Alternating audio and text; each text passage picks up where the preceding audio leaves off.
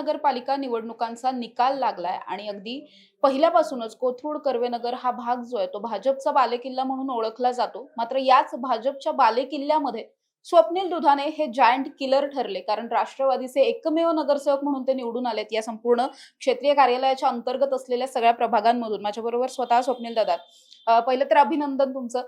आणि सगळ्यात पहिला प्रश्न, अवघड होतं का हा सगळा प्रचार करणं किंवा पॅनल म्हणून निवडणूक लढवत असताना आता तुम्ही एकटेच निवडून आलाय? नाही, एक लक्षात घ्या, अवघड तर होतं असं नाही म्हणता येणार नाही. पण आम्ही महानगरपालिकेच्या या सर्व निवडणुकींमध्ये आमची ज्यावेळेस पॅनल जाहीर झाला आणि आमच्या उमेदवारी जाहीर झाल्यानंतर आम्ही लोकांच्या प्रत्येक नागरिकांच्या घरापर्यंत पोहोचत होतो प्रचाराच्या माध्यमातून. आम्ही केलेली विकास कामांविषयी बोलत होतो, प्रकल्पांविषयी बोलत होतो आणि ही संपूर्ण निवडणूक आम्ही विकास कामांवर नेली होती. त्यामुळे लोकांचा प्रतिसाद खूप चांगला होता. म्हणजे लोकं काही सोसायटी भागांमधनं आम्हाला मीटिंग्स करता स्वतः फोन येत होते, की "स्वप्नीलजी, तुमची मीटिंग आमच्या सोसायटीत झाली पाहिजे."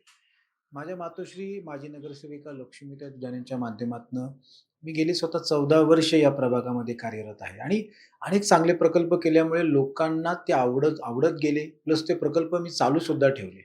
नगरसेवक नसताना सुद्धा आणि यशस्वीपणे. त्यामुळे प्रचारामध्ये लोकांचा प्रतिसाद पाहता पॅनल आमचा निवडून येईल याची आम्हाला कुठे ना कुठे खात्री होती. पण जसा निकाल जाहीर झाला त्याच्यामध्ये एक ती भारतीय जनता पार्टीची लाट दिसून आली. मात्र एक लक्षात घ्या, एक उमेदवार म्हणून आम्ही 4ही उमेदवारांनी प्रामाणिकपणे आमचं चिन्ह असेल, आमची कामं असेल, आमचे सर्व यंत्रणेच्या बाबतीत माहिती असेल, प्रकल्पांविषयी असेल, हे पोहोचवण्याचा आम्ही प्रयत्न केला होता. या सगळ्यामध्ये जी मतमोजणी झाली त्यावेळेस बराच ड्रामा पाहायला मिळाला. काही वेळ तुम्ही पुढे होतात, काही वेळ सुशील मेंगडे पुढे होते. तेव्हा नेमकं काय घडलेलं होतं आणि कधी असं वाटलं की हा निकाल आता आपल्या बाजूने फायनली लागेल? आणि एक तर सकाळी 10 वाजता मतमोजणीला सुरुवात झाली. मतमोजणीला सुरुवात झाल्यावर प्रभाग 29 ची मतमोजणीला फार फार वेळ गेला. जे आम्हाला वाटलं होतं की 2 तासात जाहीर होईल. पण तिचं साधारण एक संध्याकाळी 6 पर्यंत ती मतमोजणी चालली. त्यात काही विलंब होण्याची वेगवेगळी कारणं आहेत. पण जसं 6-6:30 ला आमचा प्रभाग क्रमांक 30 ची मतमोजणी चालू झाली. त्यावेळेस एकूण 4 फेऱ्या झाल्या. एक 20 मतपेट्यांची 1 फेरी. पहिल्या फेरीमध्ये माझ्या माहितीनुसार 65 मतांची मी आघाडी घेतली होती. दुसऱ्या फेरीमध्ये जवळपास मी 150 मतांची आघाडी घेतली. तिसऱ्या फेरीमध्ये पण मी आघाडी घेतली होती. चौथ्या फेरीमध्ये अंतिम आघाडी घेत 355 मतांनी माझा विजय झाला. आता ह्याच्यामध्ये काही इतर उमेदवारांनी सुद्धा आक्षेप नोंदवले होते. जसं की काही मशीनच्या सीलमध्ये थोडं त्यांना आक्षेप नोंदवला त्यांनी.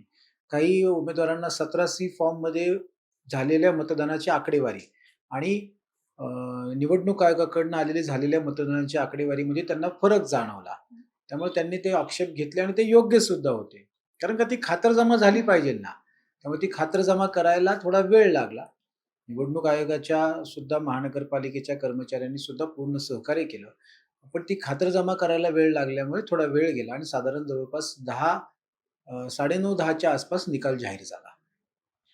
या सगळ्यामध्ये आत्तापर्यंत तुम्ही अर्थात जसं तुम्ही उल्लेख केलात, की तुमच्या मातोश्री लक्ष्मी दुधाणे यांच्या बरोबर तुम्ही अनेक वर्ष काम केलं, त्या जेव्हा नगरसेविका होत्या त्यावेळेस. पण मात्र आता सगळी सूत्र ही तुमच्या एकट्याच्या हातात आहेत. सो तुमचं काही वेगळे व्हिजन्स, वेगळे प्रोजेक्ट असं काही आहे डोक्यात? नाही, हे बघा, व्हिजन तर नक्की आहे. तर त्याचं कारण पण मी तुम्हाला सांगतो. ज्या पद्धतीने पुणे शहराची आता वाढती लोकसंख्या विचारात घेता, उपनगरांमध्ये शहरीकरण वेगाने वाढतंय. आज तुम्ही बघा, शहरासमोर सर्वात मोठा विषय असेल तर वाहतूक कोंडीचा आहे. म्हणजे ह्या प्रश्नाने तर एक उग्र स्वरूप धारण केलंय. म्हणजे मागे तुम्ही वाचलं असेल, की एक टॉमटॉम कंपनीचा एक सर्व्हे झाला. ज्याच्यामध्ये जगातल्या 500 शहरांचा सर्व्हे झाला आणि त्या 500 शहरांमध्ये 5 नंबरला पुणे शहराचा उल्लेख आला, की ज्याच्यामध्ये सर्वात जास्त वाहतूक कोंडी होती. म्हणजे जवळपास 10 किलोमीटरचं अंतर कापायला 40-45 मिनिटं लागतात आहेत. ही गोष्ट काही शहराच्या हिताच्या नाहीये. असे अनेक प्रश्न आहेत आणि एक आपण समजून घेतलं पाहिजे, की एक नगरसेवकाचं नक्की काम काय असतं? तर रस्ते, पाणी, ड्रेनेज, स्वच्छता, आरोग्य, शिक्षण, पर्यावरण ह्या सर्व गोष्टींमध्ये एका नगरसेवकाला भरीव काम करता येतं आणि आम्ही हे 14 वर्षात माझ्या या कर्वेनगर बाजे प्रभागामध्ये आम्ही दाखवून दिलं. आता याच्या चौकटीच्या पलीकडे जाऊन शहराचे प्रश्न आपल्याला सभागृहात घेणं गरजेचं आहे. आज वाहतूक कोंडीचा प्रश्न असेल, कचऱ्याचा प्रश्न असेल, प्रदूषणाचा प्रश्न असेल, आज मुठा-मुळा नदीचं संवर्धन असेल, आपल्या शहरातल्या टेकड्यांचं संवर्धन असेल. तुमच्या माहितीकरता सांगतो, सर्वात जर भरीव काम मला करायचं असेल, तर मी तुम्हाला सांगेल, की मला माझ्या प्रभागामध्ये एक चांगलं महानगरपालिकेचं हॉस्पिटल करणं गरजेचं आहे. कारण आज कुठल्याही नागरिकाला एक त्याच्यावर असा एक आरोग्याचा विषय निर्माण झाला त्याच्या कुटुंबावर, तर ते एखाद्या हॉस्पिटलमध्ये जायला सुद्धा त्या नागरिकाच्या मनात धडकी भरते. इतकी प्रायव्हेट हॉस्पिटलमध्ये अवाजव्य खर्च वाढलेला आहे. त्यामुळे ह्या पद्धतीचं व्हिजन माझं येण्यावर पुढच्या काळामध्ये असेल. याच्यामध्ये नागरिकांचंही मला सहकार्य लागणार आहे. तुमच्या माध्यमातून मी नागरिकांना आव्हान करेल, की तुमच्याकडे शहराच्या दृष्टिकोनातनं, नगरच्या दृष्टिकोनातनं, कोथरूडच्या दृष्टिकोनातनं काही चांगल्या सूचना असतील, की ज्या महानगरपालिकेमार्फत झाल्या पाहिजेत, तर नक्की तुम्ही माझ्यापर्यंत पोहोचवण्याचा प्रामाणिकपणे प्रयत्न करा. या नागरी समस्यांच्या व्यतिरिक्त एखादा असं ड्रीम प्रोजेक्ट वगैरे असं काही आहे की हे करायचंय?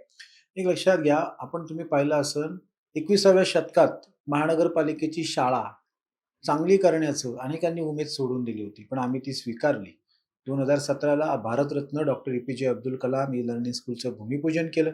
2021 मध्ये आदरणीय पवार साहेबांच्या हस्ते त्याचं उद्घाटन केलं आणि नगरसेवक नसताना सुद्धा महानगरपालिकेचा पाठपुरावा ठेवून 4 वर्ष पुणे शहरातली सर्वात मोठी अब्दुल कलाम ई-लर्निंग स्कूल आम्ही यशस्वीपणे चालू दाखवली. आता या शाळेचं आउटपुट काय? तर आज या सरकारी शाळेमध्ये 40 ॲडमिशन करता 400 ते 600 अर्ज येतात. आणि हे बघा, हे अर्ज तुम्ही जर नीट पाहिले ना, तर सर्व मध्यमवर्गीय कुटुंबातनं, चांगल्या कुटुंबातनं आहेत. आता हे काय? तर शिक्षण चांगलं आहे, व्यवस्था चांगली आहे, सुरक्षा चांगली आहे, ग्राउंड चांगलं आहे, सुविधा चांगल्या आहेत. याच्याबरोबर महागाईने सुद्धा अनेक नागरिकांचं कंबरडं मोडलेलं आहे. समजून घ्या. त्यामुळे मला हे म्हणायचं आहे, की ड्रीम प्रोजेक्ट काय असेल माझा? तर शिक्षण क्षेत्रात भरीव कामगिरी मला करायची. आरोग्य क्षेत्रात त्यापेक्षा 10 पटीने भरीव कामगिरी करायची. कारण ज्या पद्धतीने शहरांमध्ये प्रदूषणाची पातळी वाढलेली आहे, प्रत्येक नागरिकाला तिची इम्युनिटी पॉवर वाढवायची आहे. पण येणाऱ्या आजारांना तोंड देण्याकरता सरकारी सक्षम आरोग्य सुविधा देणं गरजेचं आहे. त्यामुळे हेच माझे ड्रीम. बघा, दिखाऊ काम करण्यापेक्षा भविष्यातल्या पिढीला सरकारी दप्तरी आपल्याला काय चांगलं देता येईल, हे काम आमचं त्या अनुषंगाने असणार आहे. यापेक्षाही महत्वाचा आणखी एक प्रश्न असा, की जेव्हा पॅनल संपूर्ण एका पक्षाचं असतं, तेव्हा काम करणं थोडंसं सोपं असतं. कारण सगळे एकत्र प्रचारात असतात आणि संबंध खूप चांगले असतात. आता मात्र तुम्ही एकटे आहात आणि 3 भाजपचे नगरसेवक आहेत. पॅनलमध्ये काम करण्यासाठी थोडंसं काही अवघड जाईल का? या इतर सगळ्या निवडणूक मध्ये जिंकलेल्या सगळ्या उमेदवारांशी तुमचं काही कॉन्टॅक्ट किंवा असं काही झालंय आता? नाही बघा, अवघड तर नक्कीच थोडंफार जाईल. असं नाकारता येणार नाही. पण 2017ला जर तुम्ही पाहिलं असेल, तर 2017ला सुद्धा या प्रभागामध्ये 3 भारतीय जनता पार्टीची आणि एक माझी आई नगरसेविका निवडून आली होती. 2017 ते 2022 पुणे महानगरपालिकेच्या ह्याच्यामध्ये भारतीय जनता पार्टीची सत्ता होती आणि माझ्या मातोश्री विरोधी बाकावर होत्या. आईचं 100% काम मी जवळनं पाहिलं आणि मी केलं सुद्धा. प्रशासनाचा पाठपुरावा असेल, नागरिकांशी संपर्क असेल. पण विरोधी बाकावर असताना सुद्धा आम्ही कधी कोणावर वैयक्तिक टीका नाही केली.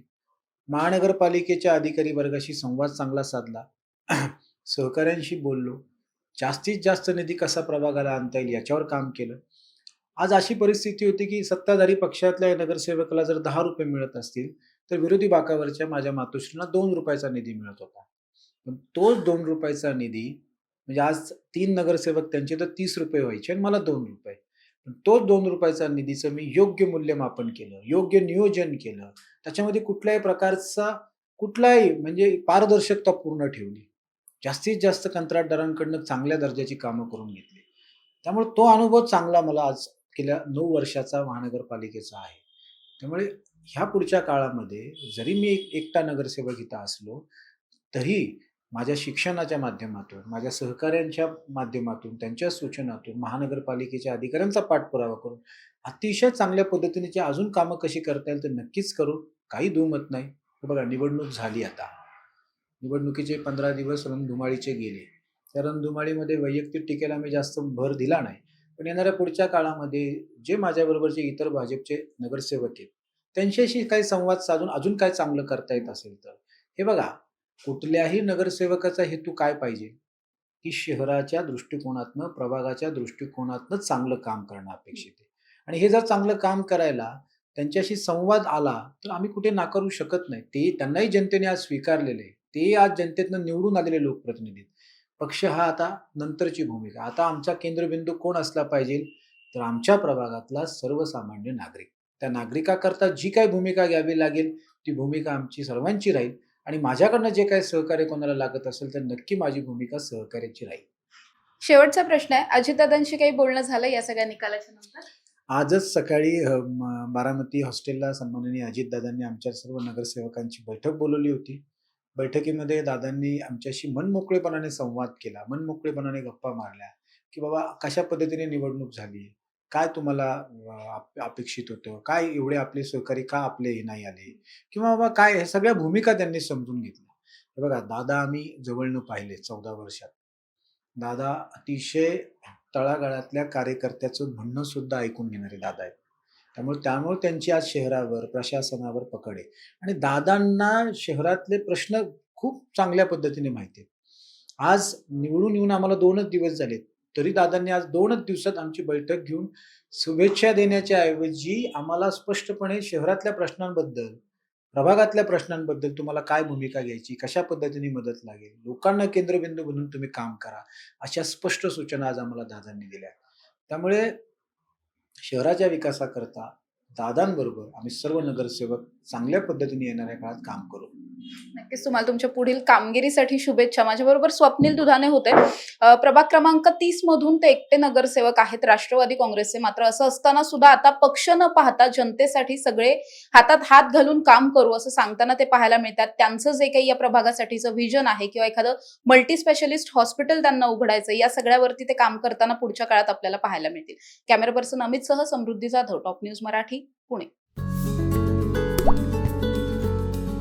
आता जोकासू STP या अत्याधुनिक जॅपनीज तंत्रज्ञानाने सुसज्ज, quick installation, energy efficient, noiseless blowers, low maintenance या आणि अशा वैशिष्ट्यांनी परिपूर्ण जोकासू STP तंत्रज्ञान प्रकल्प उभारणीपासून ते विक्री पश्चात समाधानकारक सेवा देणारी, भारताबरोबरच परदेशात देखील प्रकल्पांची यशस्वी उभारणी करणारी company Deccan water treatment private limited.